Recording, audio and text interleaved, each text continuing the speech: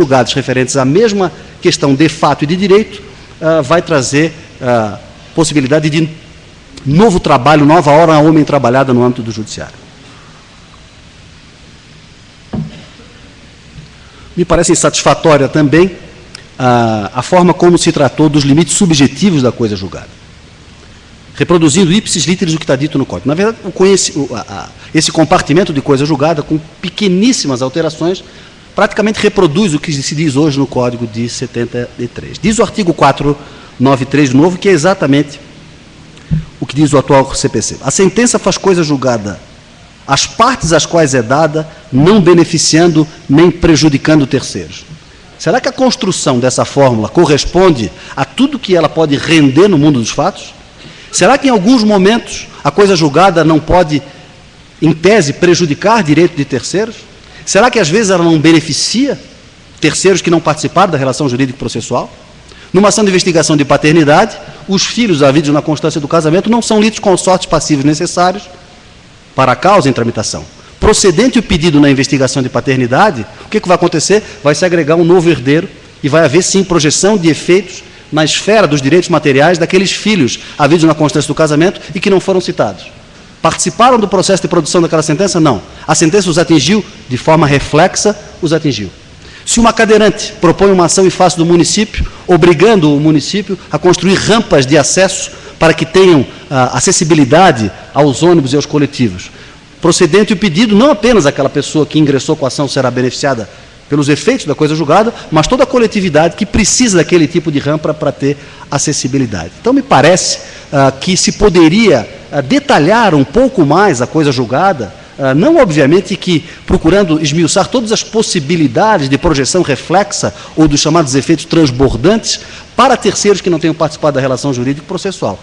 Mas acho que seria importante um pouco mais de detalhamento, já que se detalhou tanta outra coisa que talvez não seja tão importante sob o aspecto procedimental ou conceitual, talvez fosse possível, sim, aprofundar um pouco mais esse debate, ou seja, essa reflexão acerca dos limites subjetivos da coisa julgada. E é interessante, sobre esse aspecto, que o Código se desdiz internamente, porque agora, também ratificando o que a jurisprudência e a doutrina já proclamavam, na hipótese da denunciação em garantia, que é a antiga denunciação alide, o autor pode executar diretamente o denunciado na hipótese de ser vencedor na demanda e o denunciado vencido. Na denunciação alide, nós sabemos que há uma lide originária entre autor e réu e uma lide derivada entre o réu, via de regra, denunciante e o denunciado. Acidente de trânsito, seguradora. Ação do autor em face do réu, o réu denuncia a sua seguradora lide. Na sentença, nós temos duas relações jurídicas distintas, entre autor e réu, entre réu, denunciante e seguradora denunciada. Formação de título executivo entre quem? Entre o autor e o réu e entre a denunciante e a denunciada. Pergunto, o autor, do ponto de vista processual, não é um terceiro em relação à lide denunciada, a seguradora? Essa decisão não está beneficiando diretamente o autor da ação, que vai poder executar o título diretamente em face da denunciada? Então, percebemos que no próprio projeto, nós já temos vamos dizer assim, um antagonismo ideológico no que tange a essa não projeção dos efeitos da coisa julgada em relação a terceiros.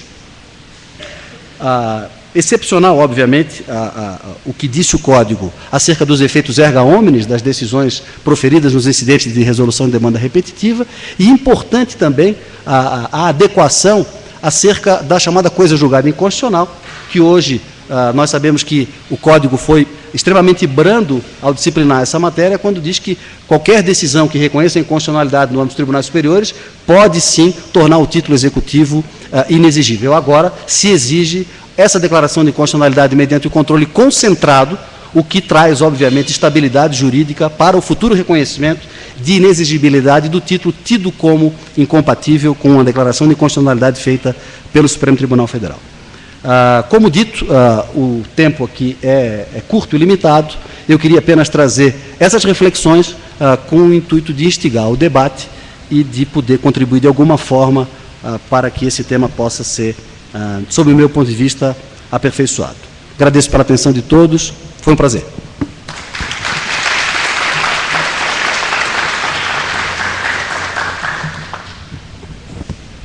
Muito obrigado, desembargador, pelas muito claras explanações.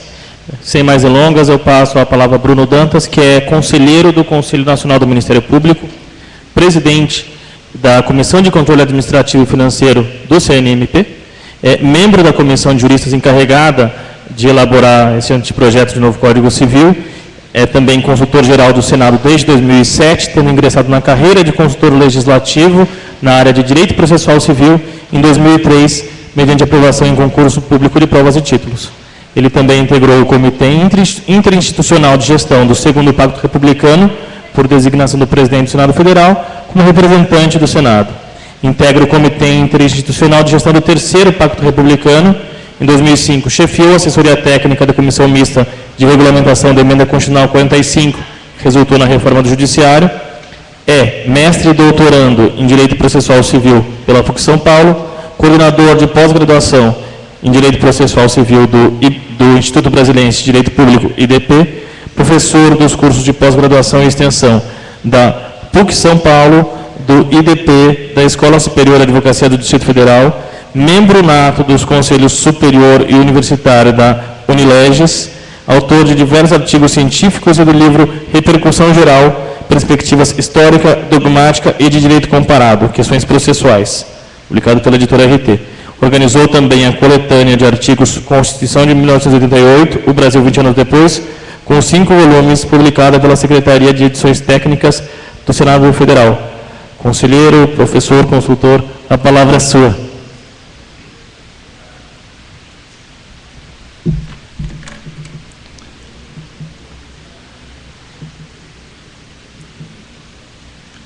Muito boa tarde a todos. Gostaria de saudar os membros não seria propriamente uma mesa, mas das cadeiras, né, na pessoa do nosso desembargador, meu amigo Paulo Henrique Moritz.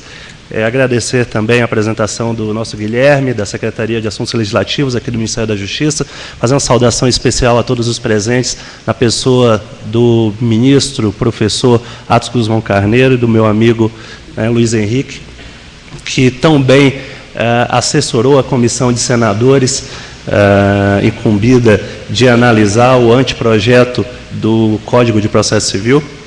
Gostaria de cumprimentar todos os presentes, saudando essa iniciativa do Ministério da Justiça de trazer, no momento em que lança um debate público eletrônico institucionalizado sobre o projeto do novo Código de Processo Civil, com vistas a subsidiar a decisão da Câmara dos Deputados relativa a esse projeto, trazer também um debate público presencial tão qualificado. Dizer que foi com muita alegria que acolhia esse convite para estar aqui presente. Eu também queria dizer que estou seguro de que o interesse que a comunidade jurídica vem demonstrando é prova cabal da expectativa que há, pelo menos entre os nossos operadores do direito, pela entrada em vigor rápida do Código de Processo Civil, do novo Código de Processo Civil. O ministro Fux, a professora Tereza, foram muito felizes nas suas exposições hoje pela manhã em trazer as linhas gerais, tanto do Código como um todo, quanto do capítulo dos recursos, e coube a mim fazer algumas colocações, algumas provocações sobre sentença e coisa julgada. Hoje pela manhã a professora Tereza trouxe uma frase célebre do professor Barbosa Moreira, de que palestra deve ser curta e boa. Se não puder ser boa, que pelo menos seja curta. Existe uma outra frase de um deputado, uma frase bastante notável de um deputado que diz que palestra, assim como um discurso, deve ser como minissaia, curto, justo e provocante. Então eu vou tentar ser curto, justo e provocante. Eu gostaria de delinear a minha exposição em 2 grandes pontos. Gostaria de estruturar. Primeiro, falando um pouco sobre um ponto trazido pelo desembargador Paulo Henrique, que é a questão da fundamentação das decisões judiciais. Gostaria de aprofundar um pouco mais essa discussão, tentar mostrar para os presentes e para aqueles que nos assistem pela via eletrônica a preocupação que a comissão de juristas que elaborou o anteprojeto teve. E um outro ponto que eu gostaria de trazer é o dos limites subjetivos e objetivos da coisa julgada, que foi uma outra preocupação bastante grande que nós tivemos, dilemas dignos de Shakespeare que nós tivemos que superar para elaborar essa redação que hoje se encontra aí à disposição de todos os senhores. Com relação ao primeiro ponto, eu gostaria de destacar um aspecto primordial. Nós não podemos perder de vista o momento pós-positivista que nós vivemos, né? Nós precisamos compreender quais são os elementos teóricos que esse momento que nós vivenciamos nos oferecem, né? Quando nós falamos de pós-positivismo, nós falamos de declínio daquela visão meramente kelseniana do direito, né, de enxergar o direito apenas sob a perspectiva da validade. Nós sabemos que, com a ascensão da teoria dos princípios, nós tivemos uma evolução bastante expressiva de técnicas legislativas que nos trouxeram dados novos, como as cláusulas gerais, como os conceitos jurídicos indeterminados, enfim, como os próprios princípios jurídicos. O que muda na avaliação do operador do direito, quando se promove uma modificação dessa envergadura, é que, como diz Ronald Dworkin, a avaliação deixa de ser apenas do tudo ou nada, ou a norma é válida ou a norma é inválida, ou a norma é aplicável ou a norma é inaplicável.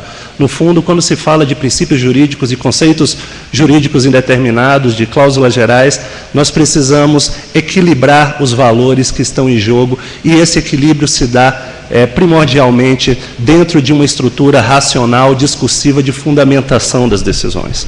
Então, se tiverem o cuidado de examinar o nosso projeto do Código de Processo Civil, verão como ele é rico em cláusulas gerais, como ele é rico em conceitos jurídicos indeterminados, e isso, se por um lado é algo extremamente positivo, porque permite que a norma dure por muito mais tempo, na medida em que o juiz é que é o encarregado de preencher valorativamente aqueles conceitos conforme o momento histórico que se vive.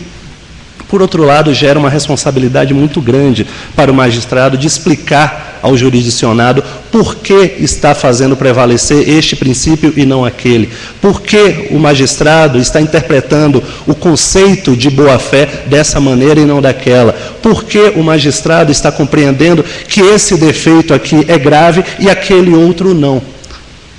Percebam, e eu destaquei aqui um dispositivo do Código, que traz alguns exemplos de conceitos indeterminados.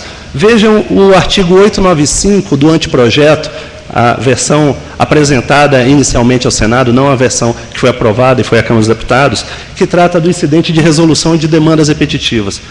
Diz o dispositivo: é admissível o incidente sempre que identificada controvérsia com potencial de gerar relevante multiplicação de processos fundados em idêntica questão de direito e de causar grave insegurança jurídica. O que é relevante multiplicação de processos? O que é grave insegurança jurídica?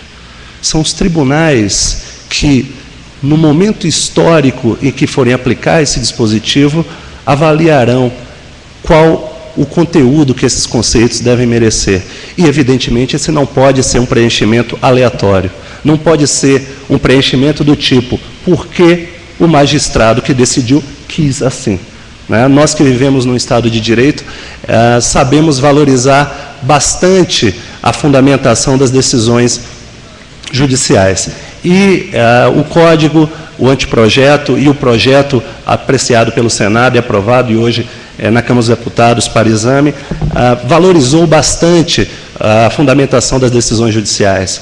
Vejam que, quando nós nos reunimos, a Comissão de Juristas, estabelecemos um dispositivo, o 472, parágrafo único, que eu ouvi já algumas críticas de que esse dispositivo estaria exagerando, porque exige demais do juiz. Eu não consigo entender isso. Eu ouvi aqui de um desembargador que o dispositivo é perfeito. Veja o que diz: quando a sentença se fundamentar em princípios, cláusulas gerais ou conceitos jurídicos indeterminados, o juiz deve expor analiticamente o sentido em que as normas foram compreendidas. demonstrando as razões pelas quais, ponderando os valores em questão e à luz das peculiaridades do caso concreto, não aplicou princípios colidentes. Ora, isso é o mínimo que quem decide precisa fazer. Quem decide precisa